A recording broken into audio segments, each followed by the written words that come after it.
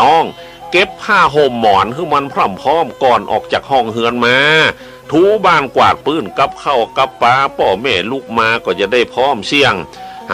มาแล้วเด้ออีปู่สอนหลานเนื้อใบหน้าเกียงเงียงหูฟังหน่อยเตอะเงียงหูฟังหน่อยเตอะ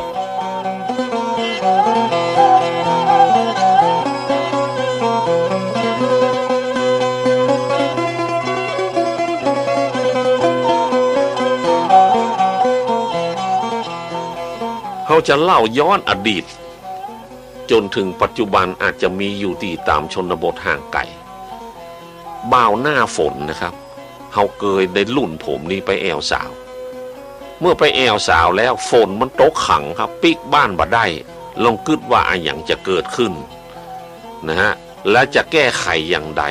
ถ้าท่านเป็นสาวสมมุตินะครับเอาละครับน้องแสงจันทร์สุภา13/1 หมู่ที่ 3 ตำบลร้องอำเภองาวจังหวัดลำปางคือผมมาเล่าคือพี่น้องฟังว่าบ่าวหน้าฝนเนี่ยมันเป็นอย่างไรย้อนอดีตไปนะครับฝนเฮยฝนตกมาแถมเมาะอันฝนตำเหาะตกมาเนี่ยอย่างบ่าวมาแอวล่ำฝนซ้ำฝนตกขังเป็นตาดีจังไอ้คำไอ้น้อยมันเป็นใหญ่ไอ้คำไอ้น้อยไอ้ทองไอ้อินก็ปิกไปเสียจ้อยเหลือแต่ไอ้มวยป่อห้างเจ็บใจฮื้อฝนมันตกไปตกเงาตกมันบ่ย่างไผ่วานไผ่จ้างมันซึงไงฮะน่ะตกซึงอยู่ฮะครับมันตกขังบ่าวเคินบ่าว3 สลึงคนซึงคนตึงเคินตื่นอยู่บ้านคนดีๆสมบัขังฝนมาตกขังคนซึงคนตึงเคินตื่นอยู่บ้านใครไปหาหมอเอามาผ่าจ้านมันแสนลำคาญ7 ลำน้องซัดสิ่งของขว้างสิ่งของซัดลงตุ้มๆตั้มๆก็ตึงบ่เยี่ยมหูขิงโอ้ยก้าวตากว่าแล้วมันตึงบ่ตัวบ่ติงซ้ำไหลตัวปิงอิงเสาอยู่หั่นนั่นเจ้อโอ้ยหุ่นต่ำคอหุ่นต่ำคอต่อมืองอแข้งสั้นเนื้อหนังก็มืดดำพังหายมันถึงมางามเช่นอย่างฮะเนาะตัวก็บ่แยงตัวขี้เล่ขี้หายมาจ๋าว่าอ้ายตึงเมาอ้ายตึงเมามาขอฮักน้องแม่ป้องแขนเหลาเมาเสเลยเมาแสงจันน้องล่าไอ้เจ้าค่ะอันคนดีๆไปถึงมาเมากะน้องนึกในใจเป็นดีไข้ข้าไผ่ขับมันมานานั่นนะไผ่ขับมันมานานั่นอันฝนผีตายซะมาเป็นใจปี้จันตกมาอยู่หันสุดคืนโอ้ยกะลำคาญยอดชูโอ้โหป้อหมื่นจนน้องลูกยืนจี้ประตูฮื้อดอกยัยได้ก็บอกไปยังได้ก็บอกปีจี้ประตูฮื้อครับป้อสีมอยดำซ้ำดักชื่อกือบ่หือบ่ตังปีกโอ้ยก็มันคนบัดเต็มโอ้ยฝนฝนเฮ้ยเลยตกชิจนเมงเมาขึ้นมุงไฟกบเขียดก่อห้องกูก้องเสียงใสอึ่งอ่างเลไลจวนกันตอบท่องนะพอได้กะครับมันธรรมชาตินะครับจิงหิดจักแตนลำแพนจ้องสูนกันเนืองนองสาวยิ่งดึกก็ยิ่งหนาวใจสาวก็ปวดร้าวโมโหม่ำเมาเหลือทนอันคนผังให้ได้มาขังฝนหันทีจะโดนน้ำมนต์ผ้าโตเหลียวพ่อเมื่อใดก็นั่งฮันโจโก้ปุโธธรรมโมเหียดโอ้ยก็ยังมาค้านหันอันคนแง่วเชอะจะเอาดุนหลวนแต่นะเสียงไก่ขันห้านฟังเสียงไก่ขันห้านเนี่ยถ้าเป็นสมัยก่อนเปิ้นอู้กันขันห้านคือค้านหันนะครับเปิ้นขี้ค้านหันนะเปิ้นถึงว่านั่นไก่ขันห้านอะไรเปิ้นขี้ค้านหันเอาแล้วอีกนะครับเสียงไก่ขันห้านก้าวต้านมาหาเสียงหมาหอนมาโหยหาจ้องว่องอันน้ำมันโกมก็โอ้ยพอเบาต้องย่องส่องแสงมองวอดวับไอ้เบ้าผีตายก็ซ้ำมาไล่ยับแมงนูนจี้จุ่งจี้แมงมันนั่นเตอะเก็บใส่น้ำโคคือน้องแสงจันเอาแมงมันฝากน้องไว้คั่วนั่นเตอะแมงเมาแมงมันเดือดนั้นชั่วหูตาเมามัวสอดเซาะน้ำมันก็หมดโกมแต่ไอ้ก็งมเรียบเลาะจักแค่ส่องเงือแมงมันนะเอาแค่ไปส่องหันแล้วไอ้ลงควงแล้วน้องแก้วแสงจันทร์ปะโทฟังรีบเลี้ยวตันหกเข้าในห้องแล้วบอกกองมันลงเหือนไปเลยเนาะปล่อยให้ไอ้หนาวเน็ตเซ็ตบอกกองดองตามแค่มองบ่มึงน้องเข้านอนในหัวใจเป่งลึ่งจังคนเงาดึงมันแอวเมินมาแถมกำเตอะไอ้คนเคลื่อนตื่นจะเขียนบัตรเจิญลงจากบ้าน ถ้าคนฮักกันน้องกับบย่านคงชื่นเจยบานแต่ตักแม้นฝนตกขังคนงามที่ฮักจักดีบ่น้อยแต่นาคงได้ตอบตักยอดรักขวัญตาแสงจันทร์สุภาบอกว่าซักหน่อยหยอกเย้าเสียงหวานสำราญอิงอ้อยดีใจเต้าดอยเต้าจ้างอันนี้มันเป็นไอ้มวยป่อแห้งเฮ้ยเอาอย่างมาจ้างน้องเมาตัวดำพังห้ายคล้ายต่อไฟเผาจ้างก็บ่เอาแต่เนอเจ้าข่ามาแอวก้นตังเนี่ยอย่างคนผีบ้าอย่าได้ปิกมาแถมซ้ำบ่าวแอวฝนตกตะลกเจนล่ำจุลงไปย่ำแมงมันก่อนจำนันสู้กันฟังเล่นเพื่อเบาสมองจุไข้หัวเล่นบดายแต้แลจากน้องเสียงจันทร์สุภา13 ทับหมู่ที่3ตำบลร้องอำเภองาวจังหวัดลำปางปราดไม่ยิงคนหนึ่งนะครับตีเมืองงาวลำปางทีเดียวครับลองฟังลีลาการแต่งข้าวเขาจะหันภาพออกมาเลยว่า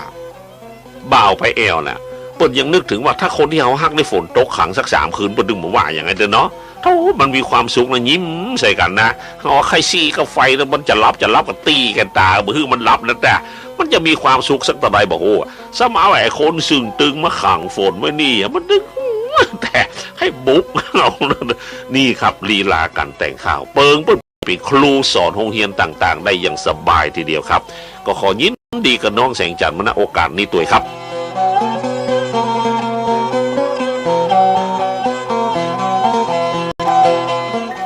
พี่น้องท่านผู้ฟังที่ฮักครับคนเฮาเกิดมาบอกว่าไพ่คนใดคนยากดีมีจนอย่างไรก็ตามปัญหาย่อมมีตัวมามันจะหมดปัญหาคือตายจากโลกไปแล้วนะมันก็เหมือนว่าเสี่ยงปัญหา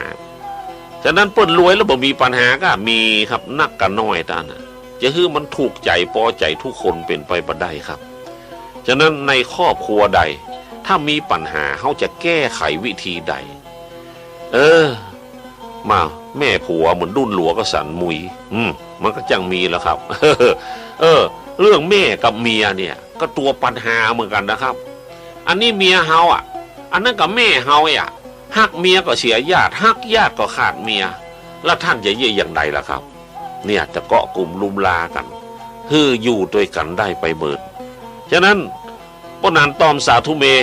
36/4หมู่ที่5บ้านไร่สันปงงามตำบลสเปิงอำเภอแม่แตงเชียงใหม่ปราดเจ้าบ้านแห่งอำเภอแม่แตงเขียนข้าวห้ามเรื่องแม่กับเมียมาพี่น้องหมู่บ้านเฮาอำนวยมันเล่าฝั่งม่วนในรายการนี้อาจจะเป็นประโยชน์กับท่านบรรดักกันน้อยทีเดียวครับทุกละทมคืนขมใจนักแม่ก็ดีฮักเมียก็ดีห่วงส่วนว่าแม่นั่นกับบุญคุณใหญ่หลวงเอาใจพุ่มพวงแต่ก็บ่ได้พระแม่มารดาติสากาไว้เมียก็อะไรไฟฮักมันมีหันอย่างนะแต่แม่ผู้สร้างสรรค์กอดหวันอวบฟักพอฮักลูกเต้าใจแปลงคำว่าเมียนั้นเป็นผู้แอบแฝงเอากันเป็นแฟนกึดล่ำต่ำสร้างเสน่ห์มายาปาเฮาอวดอ้างความสวยความงามหน้าฮักแม่ก็เฝ้ามองปองดองลูกนักฮักสะใภ้เจ้าเมียนายลูกเขาฮักเฮาก็ฮักนะเนาะเอาไปพ่อไปแม่ก็ฮักตัวเองนะถึงว่าเมียนั้นเป็นผู้อาศัยอยู่กับลูกชายจนมีลูกเต้าแม่ก็ยังถนอมอบออมพ่อเฝ้าเลี้ยงหลานของเฮาช่วยกำเลี้ยงหลานแถมเมาะแม่เลี้ยงลูกก็ยังบ่พอพ่อหลานคือแถมซ้ำแล้วจะเนี่ยอันสันใดส่วนว่าเมียนี้ก็ดีเอาใจจะทำอย่างใดหัวใจแตกเมียบางทีก็ด่าแม่ผัวตัวเฮาจะเป็นบ้าเมื่อเมียนินทาแม่จันก็เฮาเป็นสามีบ่ฮู้ที่สั้นจับในบ่ได้ใจความจะลงเมียแต้ก็แย่เหมือนกันโธ่เวรกรรมมาทำเสแสร้งแม่ก็เท่าชรากายาก็เหี่ยวแห้งบ่ใครมีแห้งแต่เล่า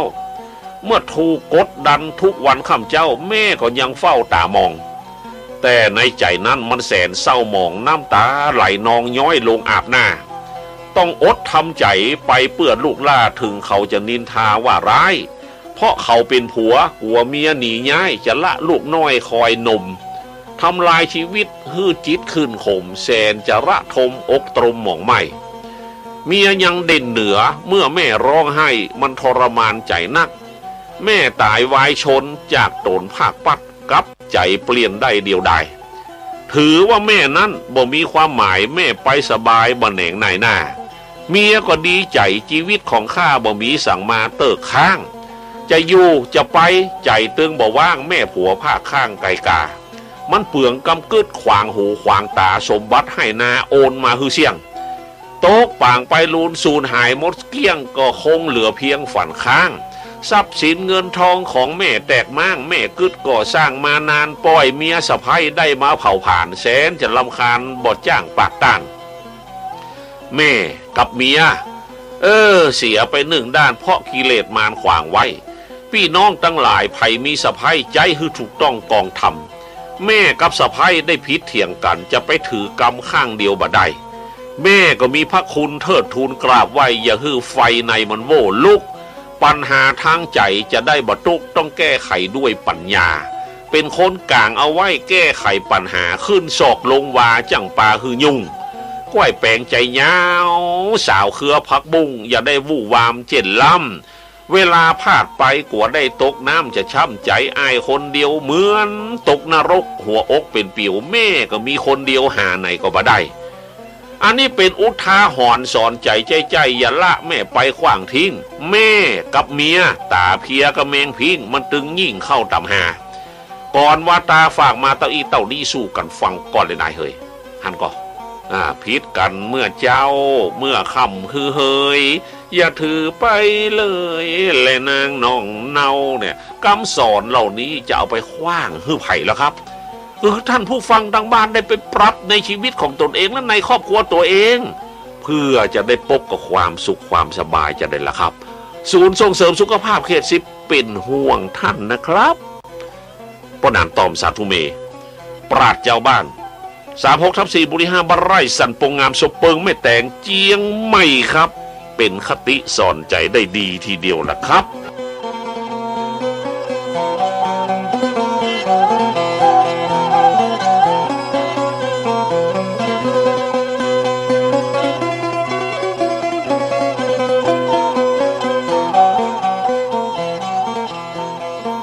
ครับเข้ามาคลายเครียด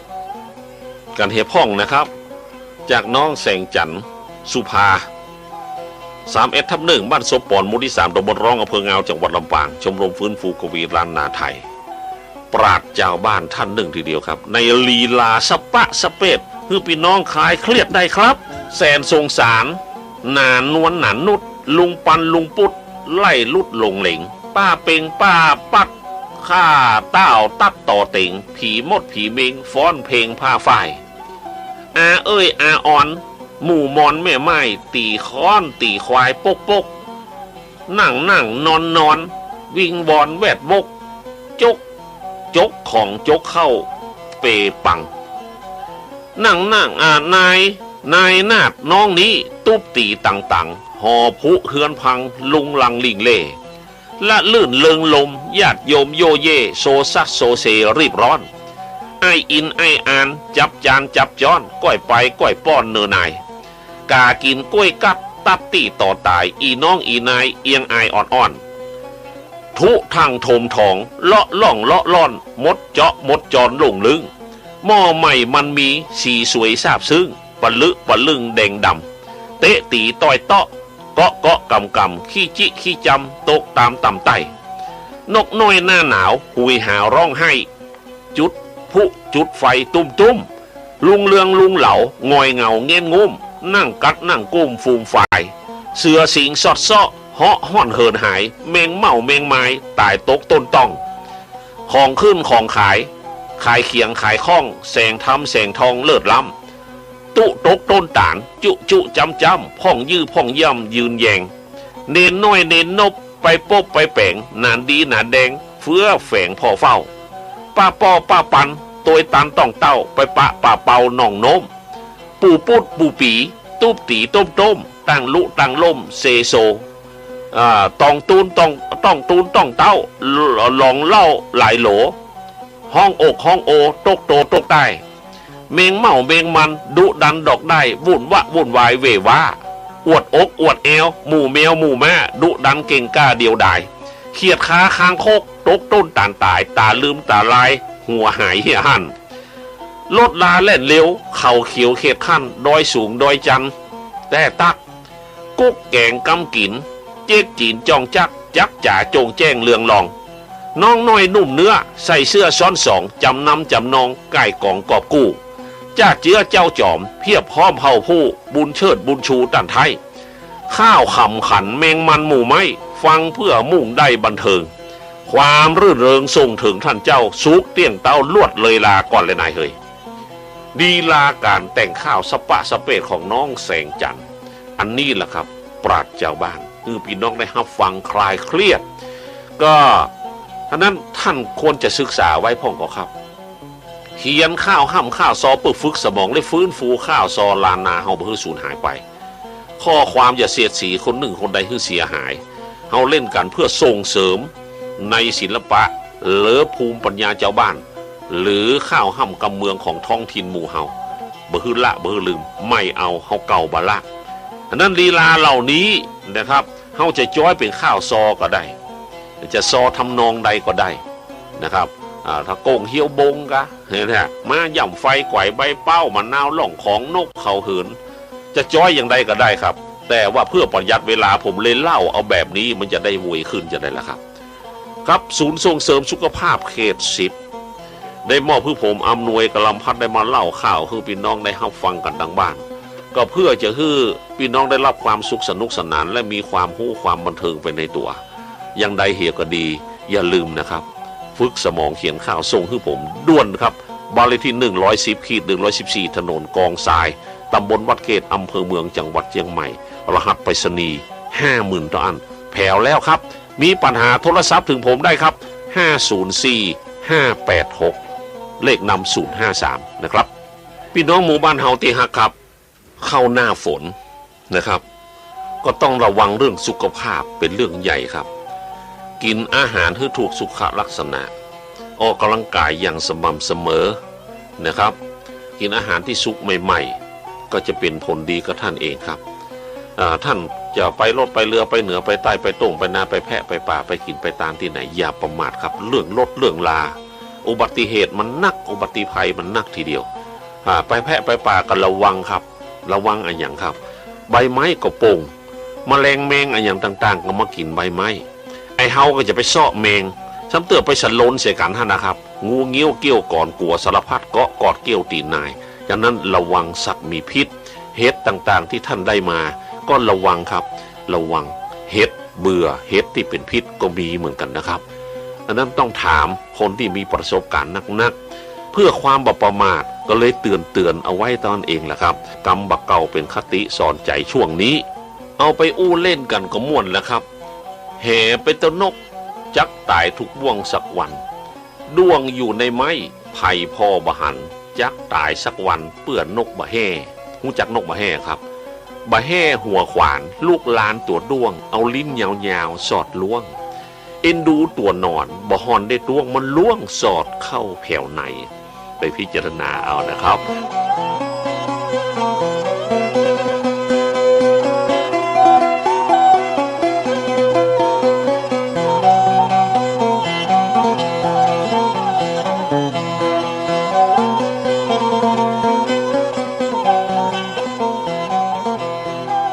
หลานเฮยหลานขใจลูกเจ้าวักน้ำสวยหน้าอย่านอนขใจลูกเตอะฟังกำอีปูสอนอีปูม้วยมอนไผจะสอนหลานได้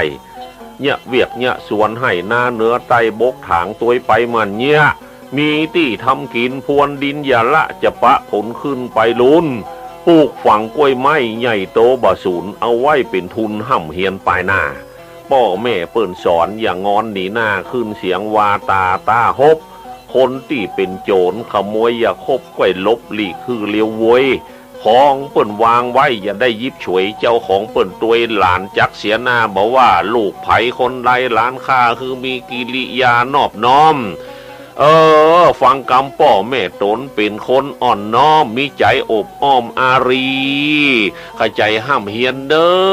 อจะได้พบความสุขีสิ่งที่เฮามีจะอุดหนุนไปหน้าจะอุดหนุนไปหน้า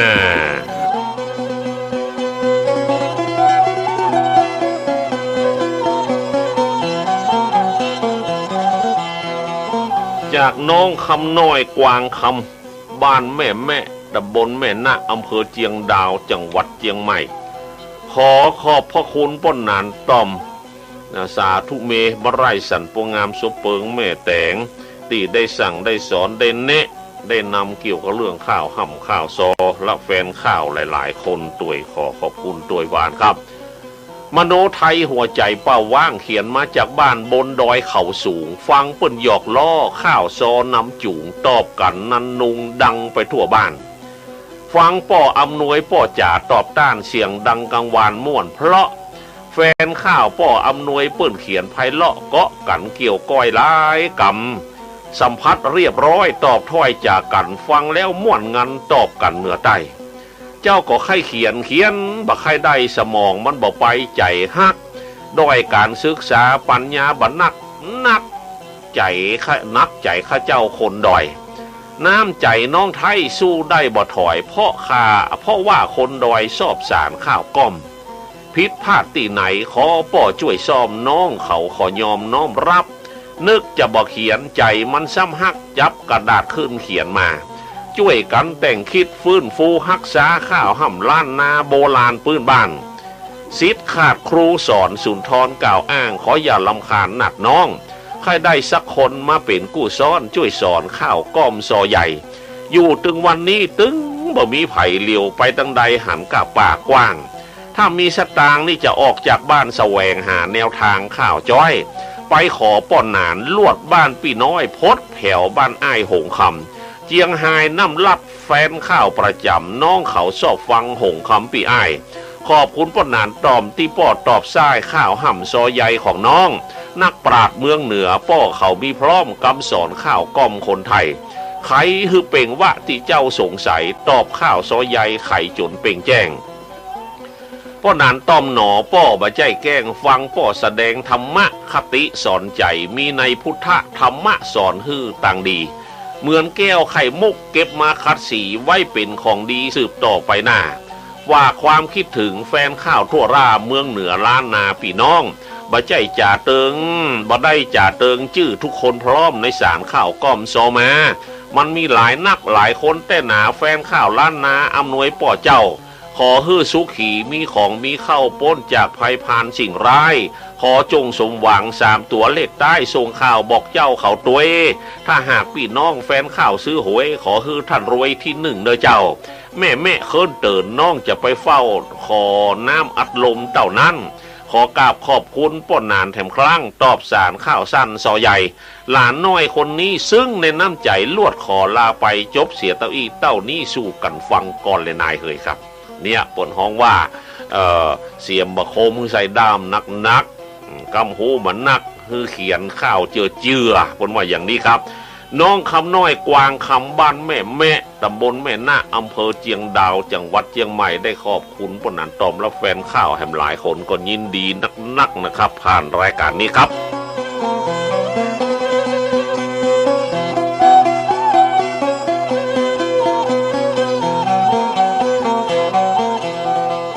ครับมาฟังข้าวห้ามเรื่องภัยมืดเศรษฐกิจ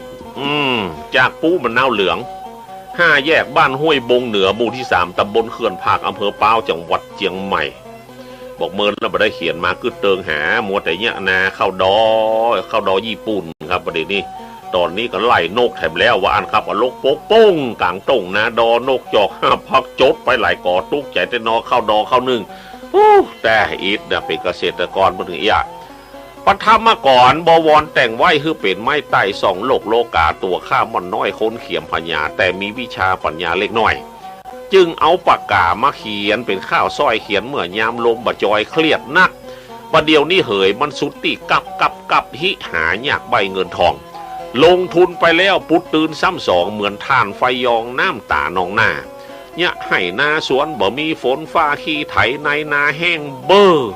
นี่สินหันนะปัญหาปันเลอขายยังก็เกินราคา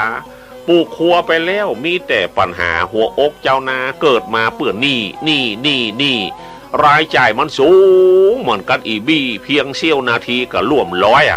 ดินหลนต่อไปเบี้ยน้อยหอยน้อยจิตใจละห้อยเววนบ้านเมืองประเดี๋ยวนี้มันยุ่งซับสนคำว่าคอสละอนคนนี่มันดิ้นหลนเหลือท่านถึงเปิดถึงตัวแต่เพียบเหมือนต้นไทรอันเหลือแต่ก้านฝูงสัตว์รังควานสอดไส้แมงบงจักแตนหลายแสนบ่ไร่เพียบเหมือนมนุษย์ลุ่มไตโลกาหลายคนกับหลายเซาะหลายคนกับหลายหาหวกอดแมงดาปลากันลุมซ่อนน้ำข้างขอดไหนไหลกันไปค่อนหวังซ่อนได้มาอีมือเงินจ่าอยู่ไหนจำเป็นได้ซื้อบ่ปั่นยื่นฮื้อกันได้5 บาทประเดี๋ยวนี้เกือบหมดความหมาย3 จ้อนบ่ได้10 บาทบ่อันแต่จะกินอะไรยังก็ได้เนาะรายวันก็แปลงแห้งใจบ่มันทั่วดินนั่นกาถูกล้ำทาง40 ปลายทั่วดินเนี่ยโอ้หลายปีล่วงล้ำเข้าปี45 ปาไปก้าวหน้ายุคนี้ลดลาก็ไหวโป้ก้าเมืองไทยลำไยโอแห้งอะไรล่ะลำไยโอแห้งก็อีทเหมือนกันเพราะอะไรอย่างครับมันเบี้ยใบหลายทางมันนักก็เฮาบ่ขายเตื้อจะเอาราคาประกันเอา72เอารัฐบาลบ้านมันถึงมาได้ขายเด้อขำไม่ฮันเด้อขายเหี้ยเขาจะกินเปอร์เซ็นต์กิโลละบาทก็คือเขาไปไอ้หมูล่อนก็คือเขาไปไอ้หมูใบที่อย่าเอามาน่ะใบอย่างประทวนประเทินนั่นนะก็คือเขาไปพ่องครับยานมันถึงมาได้ขายขำอยู่ห้านะแล้วก็สิ้นเดือนกันยานี่ก็เปิ้นจะมาซื้อแล้วเด้อนั้นก็ขายเฮเตอร์วันนี้แต่จำเป็นนะเฮ้ยเบี้ยบ้านแลทางมันถึงได้จ่ายถ้าอย่างนั้นก็ปีหน้ารัฐบาลเพิ่งจะดูแลคือใหม่เพราะปีนี้มันล้ำไปละเขาเล่นแบบนี้เขาก็จะเป็นต้องลุยโดยเขาอย่างเงี้ยเขาก็ไม่ได้กินนะจะขำกามือเด้อจะบอกลำบากถั่วดินเนาะลำไยอบแห้งกับว่าแล้วลำบากถั่วดินฝนซ้ำมาแกงเสื้อขาวก็มาแห้งแต่เนาะจะเนี่ยจะได้จำเป็นได้เซาะเพื่อกัวลูกเต้าวิทเฮียนโฮงสีเข้านั่นนึ่งกินข้าวเปลี่ยนตั้งใจห้ามเฮียนเปื่อวันต่างหน้านะกินข้าวเปลี่ยนมาถูกหน่อยเนาะป่อเป็นเจ้านาเจ้าสวนเทือนหญ้าหวังลูกได้จบปริญญาเมื่อซ้อยจักเติมสบายยามสายบ่ายค่อยเมื่อกำลังลดน้อยถอยลงเขียนห้ามวันนี้วัตถุประสงค์หนึ่งในตำบลคนจนมากกว้าง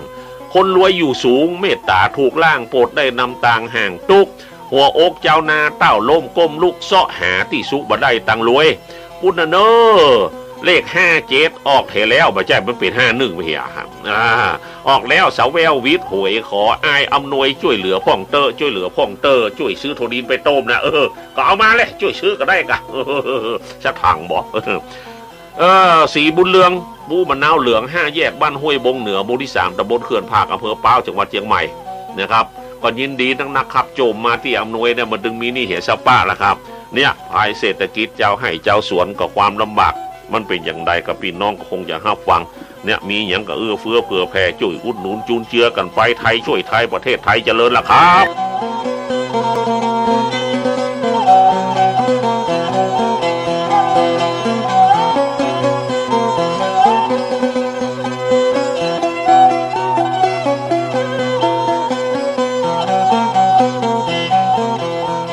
ข้าวซอฉบับต่อไปจากก้นหนานต่อม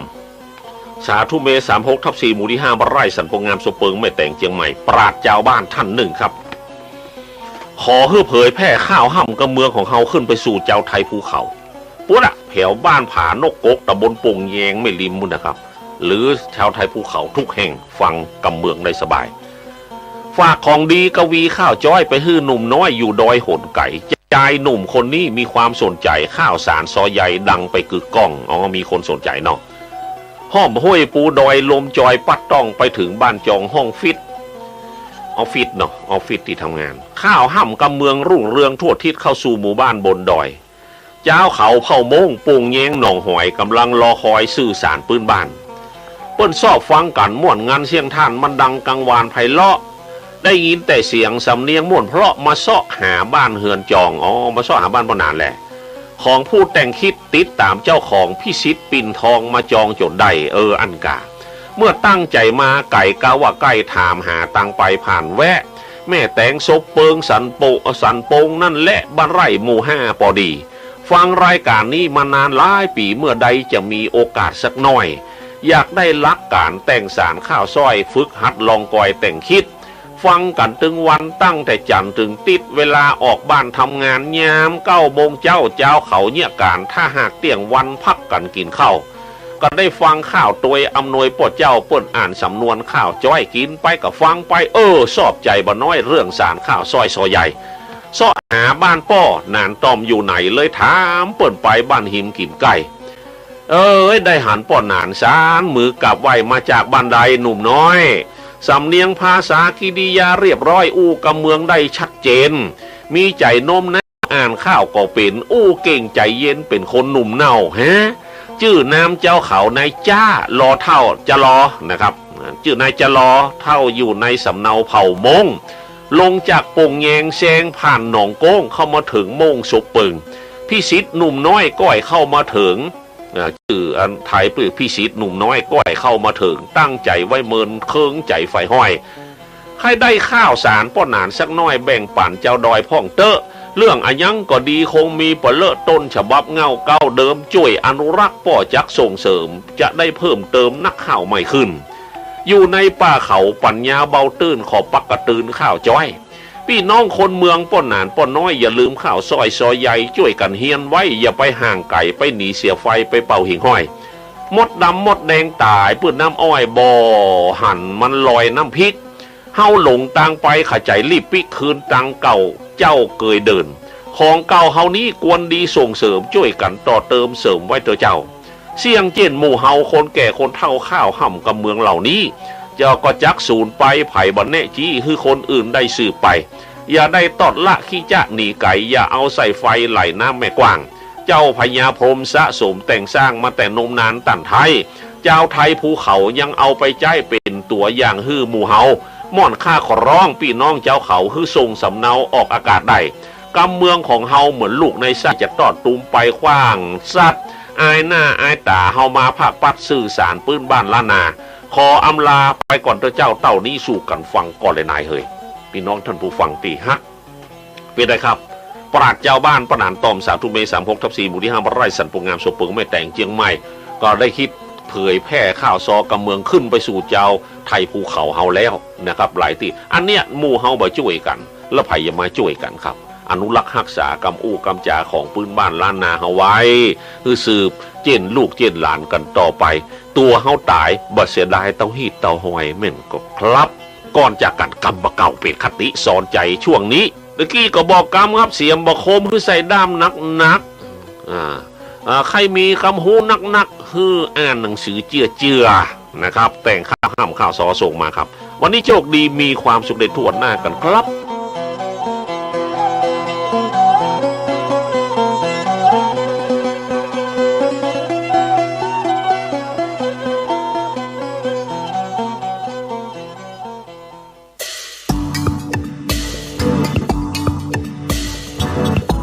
คุณกำลังรับฟัง CM77 วิทยุอินเทอร์เน็ตล้านนา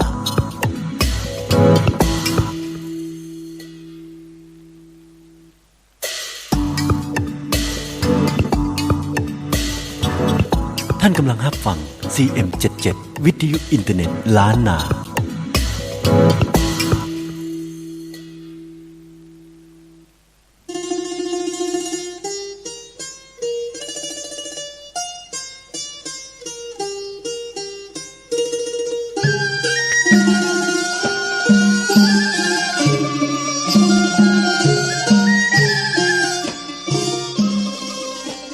ไก่แก้วซ้ำซ้นต่างโกงคอขันโค้งถึงตึงยามรุ่งสางแล้วเจ้า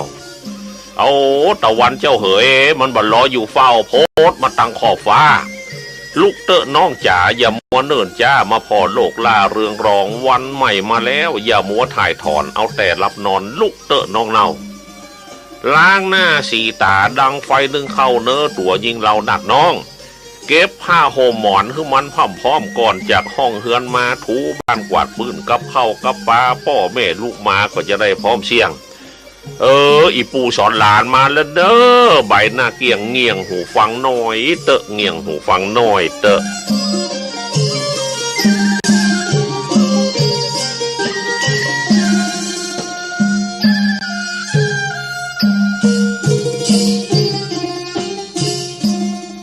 ฟังข่าวซอฉบับแรกในวันนี้มาจากแม่วันนาร้องเพาะบ้านต้นงุ่นหมู่ที่ 4 ตำบลศพเปิงอำเภอแม่แตงจังหวัดเชียงใหม่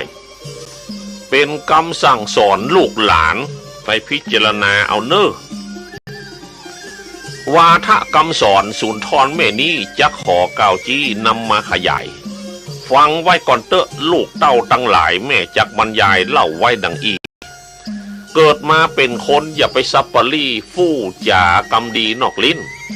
ได้กินแกงปลาถามหาแกงจีนอย่าลบหลีกปิ้นแปลงกำหันเปิ้นยากไรอย่าได้ว่าต่ำฟู่อู้ฟู่เป็นกำแดกหาว่าย่อขี้เมี่ยงจะกินขี้ดินจะป้อจี้เปิ้นไปนอ1 นิ้วปิกมาหาตัวหน้ากัวขี้ลิ้ว4 นิ้วว่าอันกลับมาโอ้ยเจ้าลูกฮักหอมแปลงสายตาแม่นี้เกิดมาฮ้อนหนาวก่อนเจ้า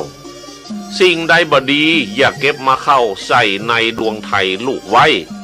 พิจารณาฮือแจ้งที่ไซอย่าฟังเหนือไตกำลมหลอนเฮาฝั่งเฝ้ามันจังเป็นปุ่มกำฟู่เป็นลมเป็นปุ่มยากแก่จับใส่บางวันแดดฮ้อนแพ่แล่เมฆไหลเป็นแปรบ่มลับ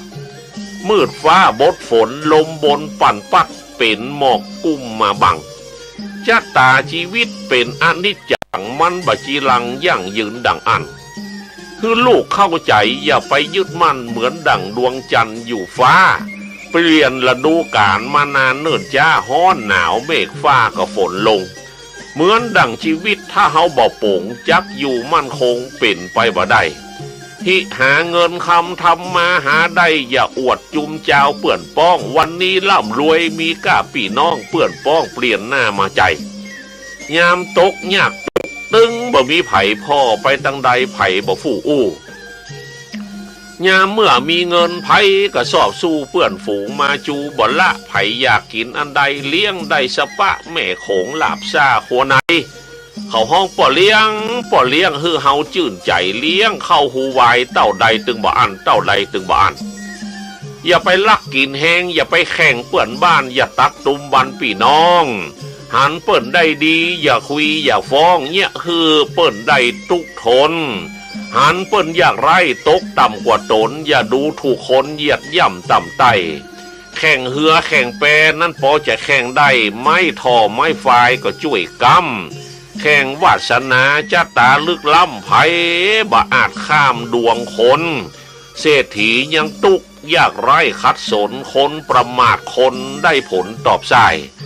คนทุกคนจนเลลนต่ำใต้ก็หากินไปวันเลี้ยงต้องทำแต่ความดีกับพี่กับน้องหากินถูกต้องกองทำจะตาชีวิตเกื้อกูลนุนหนำได้พบกับความสุขบานเมื่อล่ะมีลูกมีหลานกำจูสู่ท่าสุขสบายมาเมื่อซอยมีเข้ามีของเงินทองเล็กน้อยฮือใจอ่วงห้อยกินตานอย่าได้เลยละกินเข้าไห้ตันกินแล้วบัดดานกลัวพรานกลัวเสี่ยงหลอนเป็นมีดมุยป้อยเป็นขี้เมี่ยงบ่มีคนเพียงจะใจมีเข้ามีของเงินทองละไว้ก็จักป้อยอันสูญได้จักมาเป็นตุกเมื่อใกล้จะตายมาแสนอะไรเงินทองของข้าสร้อยคอสร้อยแขนแก้วแหวนเสื้อผ้ากัวคนใหม่มาเปียชุบช่วยล้างมือกินบ่ได้เป็นตุกเผาผ่านหมดเสี่ยงหมดไปโอ้ยนอเป็นตุกเมื่อใกล้จักตายห่วงหาอะไรมึนตาเพอเลอฟังเนอลูกหลานอย่าไปเบิ่งเงอพอหนทางเตียวแน่ชักเป็นขวากเป็นน้ำอย่าไปเตียวไปลัดอย่าเตียวไปลัดน้ำจักจ่องห้อยแตงเอาอย่าย่ำความหูอย่าไปดู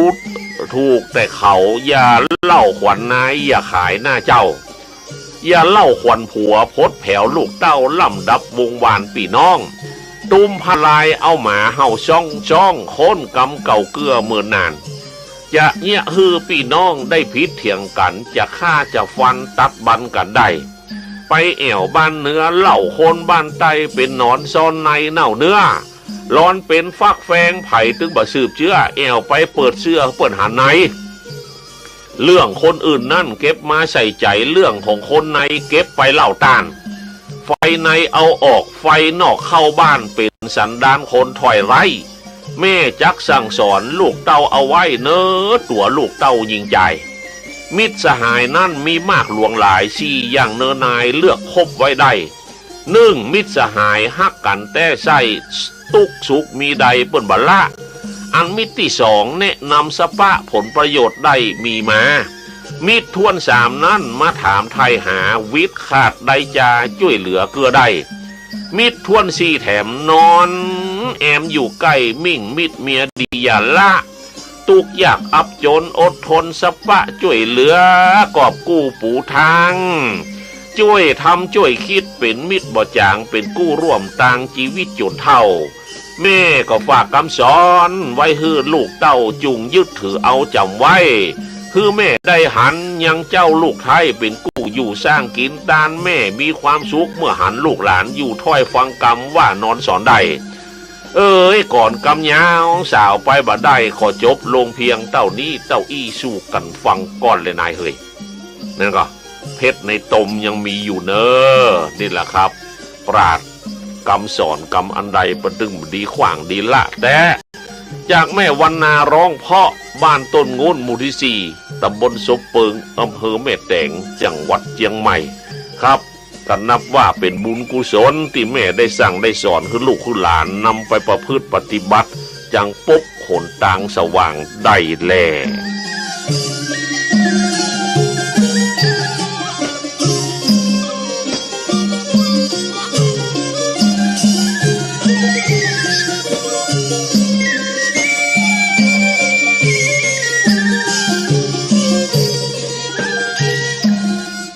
ครับยิ้มเอาไว้เนาะจากพี่ไอ้หงคำกองอลินบ้านน้อยใจมงคลอำเภอพานจังหวัดเชียงรายฝากกำวอนบดก่อนข้าวจ้อยลิล่ำถ้อยต่างซ้อยบุผาฝากถึงพี่น้องทั่วห้องละถาห่วมฟ้าเกิดมาสุดฐานรวมสร้างยิ้มกันเตอร์นายเปิดใจฮือกว้างยิ้มเปิดทางผ่านไว้ขอยิ้มส่งไปแตนช่อดอกไม้ถึงตั้นที่ไว้จุมเฮายิ้มเอาไว้พี่น้องบ้านเมืองเฮาเขาแผ่นดินถิ่นเฮายิ่งเมินก็เหลือน้อยเฮาเสียคือค่าศึกไปบ่ใจแน่น้อยครับปุระเสียมลาดพัตบองแหลมทองนครธมเมืองใหญ่ไทยนิยมจำปาสักมโนภัยมาฝรั่งเศสอัปรีมากดขี่ข่มเหงตั้งตนเป็นเพลงมาข่มเหงชาวไทยมาเอาไปปุ่นหมดปุระแถวนครจำปาสักเป็นที่รักของชาวไทยเนี่ยได้พัดภาคจากไทยไปสู่ดินแดนเชชานานเนี่ยมันมีหลายที่หลายแห่งครับแต่เอาเปิดเอาไปลิงแหล่งเมืองกับแหล่งเหลือน้อยตรงเสียงครับยิ้มใส่ฟ้าฝนลอยวนอิ่งอ้อยลอยมาลอยไปก่ายล้ำเจ้าให้เจ้านาก็ก้องหาแต่น้ำแผ่นดินบางที่ก็แห้งโหยยิ้มไว้ตอนเจ้าวันออกเลขหวยบ่ายแล้วก็แห้งหวยฟังไหนก็จ้อยโหมันตึ้งมาถูหวยกันแล้วกันนี่งวดหน้าจะแก้แถมแก้แผวผ้าต้อยก็ล่างก้ำหอยกิ่วแค้วยิ้มใส่ใบขาวของงวดที่แล้วพิษตัวหน้าตัวเดียวยิ้มไว้เตอพี่น้องเปื้อนป้องเชือกเกี่ยวเงินตัวเดียวขาดมือตุนใครให้ถ้ามีเงินหลายเข้าไหนก็ง่ายได้จะไปโรงพยาบาลแพทย์เปิ้นก็ล้อมตึงเลือดตึงยาเตรียมดามาพร้อมมีเงินจ่ายได้เพียงพอเงินบ่มีใจก็อิดใจเต้นหนอหมอก็บ่ใครพอแม้ยาก็มีน้อยยาตามกำหนดเปิ้นถึงมีอย่างนั้นถ้าเฮาจะเอาพิเศษก็ค่อยว่ากันแถมกรรมเนี่ยแต่ประเดี๋ยว30 บาทก็รักษาได้แล้วครับสบายครับไปที่ไหนก็ได้ไปที่ศูนย์ส่งเสริมนี่ก็ได้ครับแม่และเด็กนี่นะครับยิ้มใส่คอนผียังสาวยังซ้อยมอกเสียดายไปป่าจ้าซากศพเศรษฐีเป็นผีเหมือนต่างกันขี้ค่าอันใดเหมือนกันนั่นเนาะมนุษย์ลูกฟ้าบอกว่าภายในเก่งกล้าเพียงใดก้านไฟมดเนื้อเจ้ามีลมหายใจอันใดขุนเศร้าลู่จริงกันเอาเนี่ยมันก่ายแต่มันถึงเหมือนกันตัวก้านตัวแป้มัจจุราชเจ้าก็ถึงปาไปยิ้มใส่สินทรัพย์พ่องก็นับบ่ไหวหลายล่ำไปยังหามาแท่งจะได้บ่แต่อันที่เขียมกับเหมือนฟ้าดินแกงเหี่ยวแห้งลงพอบ่ฟื้นยิ้มใส่อาหารหลายอันลูกปืนพ่องจ่ายคาบเสี่ยงหลายปันแต่ก็มีเงินว่าโอ้โจกกำ500โจกกำปันวัน 3-4 ปันเสี่ยงคนที่บนรวยเนาะอย่างเฮาเนี่ยพี่น้องเกี่ยวข้องหูหันมียังก็ฟันเนาะขอมันกินได้ขอคือมันกินได้ยิ้มส่งกันไปเนอะสายที่ไหวถึงแม่ใจในจะกั้งแกนปล่อยเขาเสียงแข็งอยู่หั่นเง่นอู้ใส่ดักบ่ได้สักลาย สู้ไอ้ดักมาได้สักหลายแต่ ปล่อยเขาเสียงแข็งนะอยู่หั่นเงี้ยๆนะสู้ไอ้ดักมาได้สักหลายโรคเอดส์มันยิ้มใส่เฮาตั้งหลายรวมตัวเมื่อใดยิ้มกลายเป็นยุ่งเลยระวังว่าเป็นเอดส์เมื่อเท่าเนอะยิ้มใส่ความดีนี่บ่มีสะดุ้งเหมือนดอกไม้บานเมื่อเจ้าหมู่มดแมงตอมกันอดเอาเพราะมันชอบอันของดียิ้มไว้เถอะพี่น้องบ่ต้องมองขี่ยิ้มด้วยความดีบ่มีมนเศร้าแม่ก้านายขายยิ้มแหละเว้ยก็เฮาก้าขายก็ต้องยิ้มเหี่ยก่อนกะยิ้มก่อนอู้กะแม่ก้านายขายยิ้มไปเถอะเจ้ายิ้มฮับเอาสิ่งทรัพย์ตำรวจทหารเฮาขอคำนับทุกท่านผู้ทำดีขอส่งรอยยิ้มสู่หมู่เป็นผีตายให้ตายดีอภัยกันไปเจ้ายิ้มไว้เถอะหมู่เฮาหนุ่มสาวแก่เท่าเอาม่วนกันเฮาเนาะพี่น้องหน้าบุดหน้างอบอกฮะแปลงหน้าไก่อย่างตึงใครขอร้องยิ้มหน่อยเว้ยยิ้มเห็นหน่อยโอ้ยขอบคุณแสงวิทูลจะมาบทหน้าบทนี้วาดวังกรรมก่อนเลยนายเฮ้ยได้หงคำกองอลินบันดอยใจมงคลอำเภอพานจังหวัดเชียงรายท่านก็ยิ้มใส่กันมันสบายใจยิ้มเลย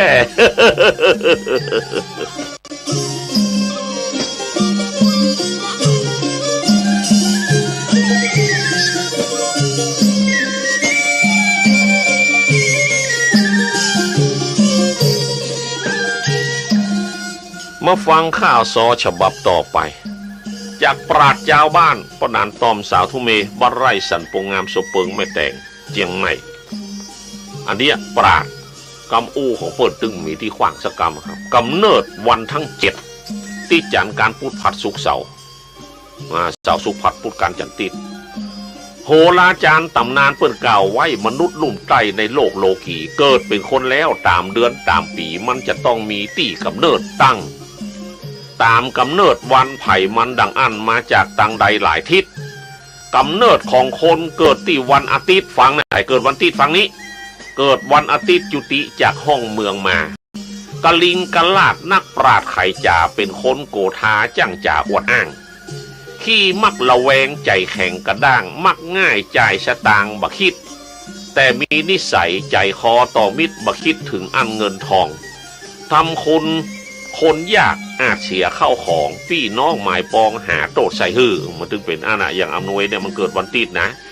ข้ากูลวงใหญ่บักให้มายื้อกลู่คองเอ็นดูจ่วยกำทำคุณกับไผ่เหมือนไฟตกน้ำผสมดังอั้นคะเน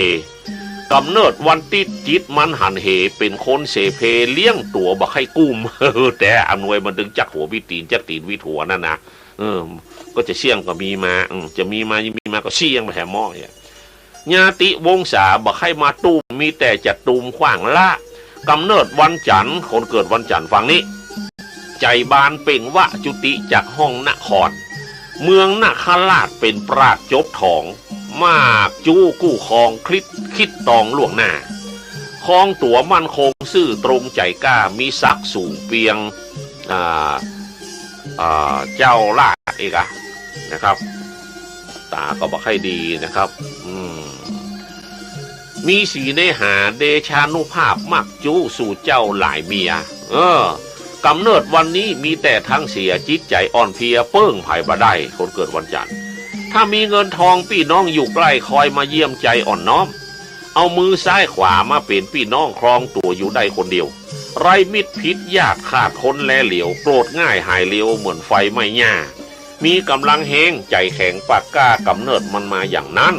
คนเกิดวันอังคารใจหานเจนล่ำจุติก่อตั้งขึ้นมาจากแดนนรกสู่โลกโลกากำลังบังชาใจแข็งกันแข็งแก่งกล้าอาสาเจ้านายสบายเมื่อล่าชอบเจรจาอ่อนน้อมบ่ปอสุขใจพิษภัยแวดล้อมแต่นับอยู่ด้วยปัญญามีโมโหร้ายใส่ญาติวงศาเหมือนกับตำหาบอกมาดังอันลำบากยากจนทุกทนอดกันบักให้มันคงเตี่ยงเต้ากำเนิดวันพุธกลางวันนั่นเล่าจุติจากห้องลังกาลูกจากเมืองลังกามาเนอคนเกิดวันพุธนะไรญาติขาดมิตรพี่น้องวงศาลุงป้าน้าอาเปิ้งเขาบ่ได้ถ้าบวชเป็นสงฆ์มีคนกราบไหว้ชื่อเสียงลือชาเด่นชัด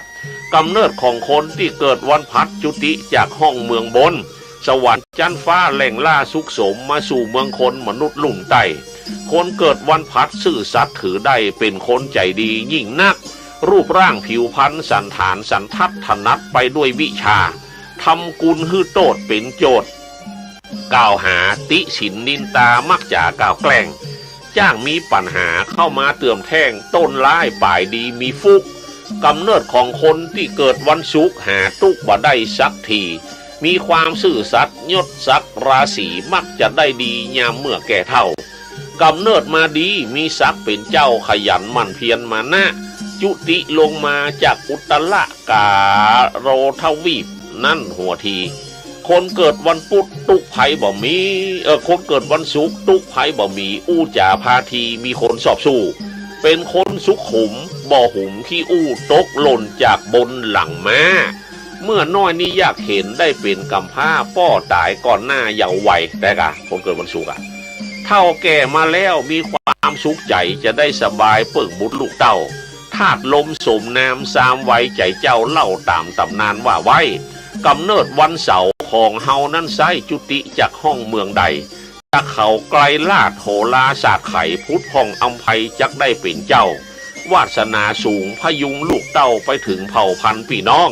จังมีโมโหโกธาด่าร้องจองหองอวดถือกำคบเปื่อนสูงซักมีความฮักกันชอบใจคนพานห้าวหาญสัวก้านักเลงไม่ยิงทุกสิ่งขวางหน้าตามในตำราเปิดกล่าวไว้เรื่องกำเนิดวันประพันธ์ก่อนใกล้วัเสียเต้าอีเนนายสุขสบายมีกับท่านเจ้าเต้านี่สู้กันฟังกรนายเฮยป้อนานตอมสาธุเมปราดเจ้าบ้านได้เขียนกำเนิดคนเกิดวันอะไรอย่างบอกคือมดครับโอ้เปิดถึงเก่งหลายอย่างจะปูโจต้มปูจ้าเตียนอะไรอย่างโอ้คนใดก็ไปหาป้อนานตอมทั้งนั้นดูเหมือดูหมอดูวันดีคืนดีเปิดถึงไปหาป้อนานตอมครับเนี่ยป้อนานตอมสาธุเมบรรไรสัตว์ตัวงามสุเปิงแม่แต่งเจียงใหม่คนเกิดวันอะไรอย่างเปิดถึงตายวันนี้คือฟังมดเนื้อไข่หูทีไปหาเปิดคนเดียวครับพี่น้องท่านผู้ฟังที่ฮักครับรายการข้าวห้ำกำเมืองศูนย์ส่งเสริมสุขภาพเขต10และสถานีวิทยุมก.เจียงใหม่นะครับได้มอบเวลานี้คือผมก็ได้หมดเวลาแล้วสิ่งอันใดดีพี่น้องก็เก็บเอาไปใจอันใดบ่ดีก็กำปากไปเห็นนะครับฟังเอาม่วนบ่ได้ครับกำบะเก่าเป็นคติสอนใจช่วงนี้หันเปิ้นมีอย่าไปใครใดหันเปิ้นขี้ไล่อย่าได้ดูถูกดูแควน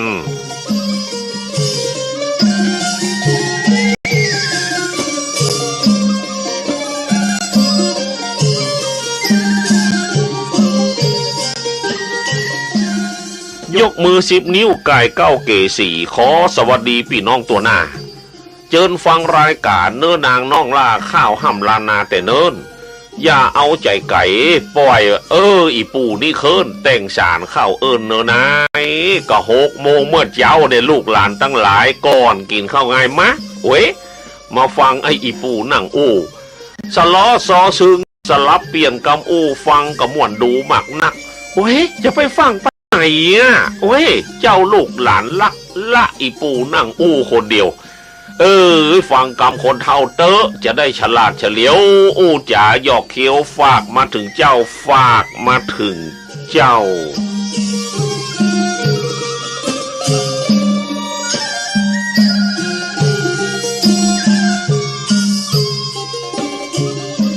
พี่น้องท่านผู้ฟังที่รักครับวันที่24 กันยายนนี่ก็เป็นวันพระบิดาแห่งวงการแพทย์ไทยขอให้ลูกหลานได้สำนึกและหูเอาไว้หรือเปิ่นห้องว่าวันมหิดลอย่างนี้เป็นต้นครับฉะนั้นเพื่อจะเป็นประโยชน์แก่ลูกหลานหมู่เฮาจะได้ระลึกถึงพระคุณของท่านก็ได้นำบทกวีข้าวห่ำกำเมืองมาเล่าให้พี่น้องได้รับฟังจากสาครพรหมชัยยา4 หมู่ที่ 3สักใต้ตำบลงิ้วอำเภอเทิงจังหวัดเจียงไฮ้ครับเมืองสยามเมื่อยามก่อนนั้นวิกฤตถึงขั้นหวาดหวั่นผวาโรคภัยสะปะระบาดมาหาทั้งอหิวาไข้ป่าแถมเจ้าผู้คนล้มตายเลียงลายหน้าเศร้าสูญเสียเบาๆทุกครั้งขาดหมอขาดยาจะมาหยุดยั้งขาดที่เปิ่งจังล้ำไปเหมือนเทพบนฟ้าเปิ้นจะหันใจเมตตาห่วงใยเจ้าไทยทุกผู้ส่งกลมมาส่งขาพระมากอบกู้ช่วยเหลือชูบ่จ้า จุติมายังในวังเจ้าฟ้าประทับโลกล่าเมืองคนพระไทยเลิศล้ำเย็นช่ำเหมือนฝนอยากจะช่วยทุกคนให้พ้นเจ็บไข้ก็มุ่งหาวิธีที่ดีจนได้ทรงศึกษาไปทั่วทิศจึงเฮียนในด้านหมอมาต่อชีวิตอุทิศตนให้สังคมทรงนำความรู้มาใจให้เหมาะสมเป็นที่ชื่นชมชาวไทยตัวหน้าทรงเป็นอาจารย์เชี่ยวชาญเก่งกล้าสั่งสอนศิษย์มาก่อนนักมีดำรัสเตือนให้เหล่าศิษย์หักยึดหลักหนึ่งข้อมาครองประโยชน์ตนนั้นให้หันเป็นที่สองจัดไว้เป็นรองประโยชน์ของคนไข้อันทฤษฎีที่เฮียนมาได้ให้มันนำไปค้นคว้าทั่วโลกสรรเสริญองค์หมอเจ้าฟ้าพระทรงเก่งกล้าเชี่ยวชาญเสียสละทรัพย์นานับประการสร้างโรงพยาบาลศิริราชหั่นคือการรักษาเยียวยาเต็มขั้นแพทย์แผนปัจจุบันออกใจสาธารณสุขพระบุกเบิกไว้คือหมู่เฮาได้ปึ่งพาเพราะหน่วยงานนี้เป็นที่ค้นหาถึงเหตุที่มาโรคารอบด้านจัดการป้องกันตัดบันต่อต้านก่อนโรคจะลุกลานมนุษย์ทางพระเมตตาวิชาชาญยุทธนักสุดเปรียบอ้างอันใดการแพทย์ไทยนั้นก้าวตันสมัยด้วยไทยวางไว้แต่ต้นแม้ว่าพระองค์ผู้ทรงดันดนจะจากปวงชนไปแล้วแต่คุณความดีบัณฑิตคาดแคล้วยังเป็นร่มแก้วทุกคนราชน้อมลำลึกนึกถึงทุกคนพระมหิดลเทิดทูนล้นเก่า24 กันยาเวียนมารอบเข้าค้ายวันไทยเฮาสิ้นไทยเหลือเพียงผลงานที่ท่านสร้างไว้คือถวยราชได้พึ่งพาขนานนามไทยเทิดไว้ไข่จ่าพระราชบิดาการแพทย์ไทยนะเจ้าพระกรุณาที่คุณล้นเก่านักเกินนำเอาหยิบยกพระบรมราชชนกพระศกน้อมเก้าปูจาข้าวล้านนาห้ำมาเสียงนี้เต้านี้สู้กันฟังก็เลยนายเฮยก็หวังว่าข้าวห้ำฉบับนี้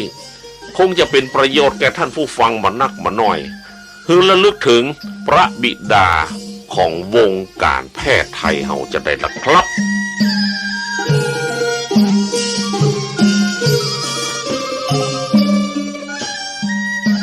เพิ่นทรง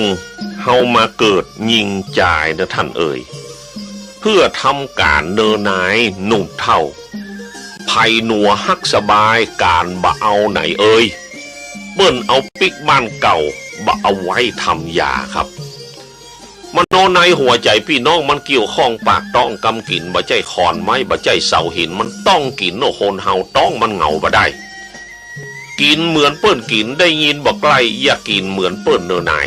นะกินข้าวคือไว้ตาน้ำกินเหมือนเปิ้นจะไปกินเหมือนเปิ้นครับ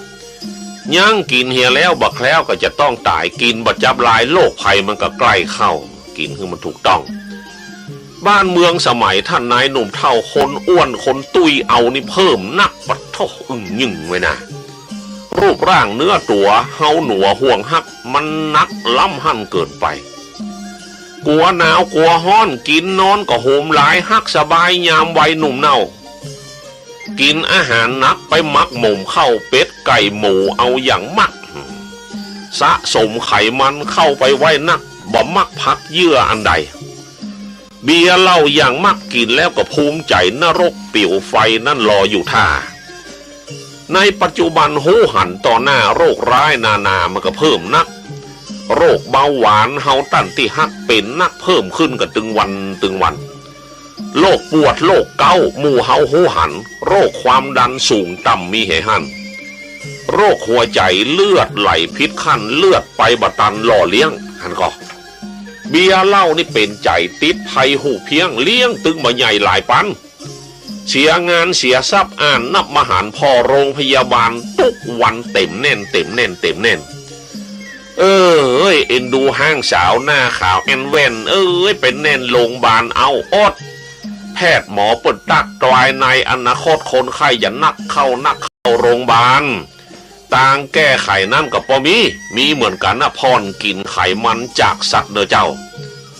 แล้วเฮากินกันน้ำมันพืชเข้ามันถั่วงาเอาอ่านใจกินอาหารลับพืชผักผลไม้ออกกำลังได้ตัวมาเอาเฮงออกใจแก้ไขปัญหาเฮาแบ่งเวลาวันไหนเล็กน้อยออกกำลังกายเหือไหลไข้ห้อยเบาตัวเนื้อมอยบอกไว้แม่ห้างนางสาวคิงเราน้องไทยผิวสวยผลได้ตัว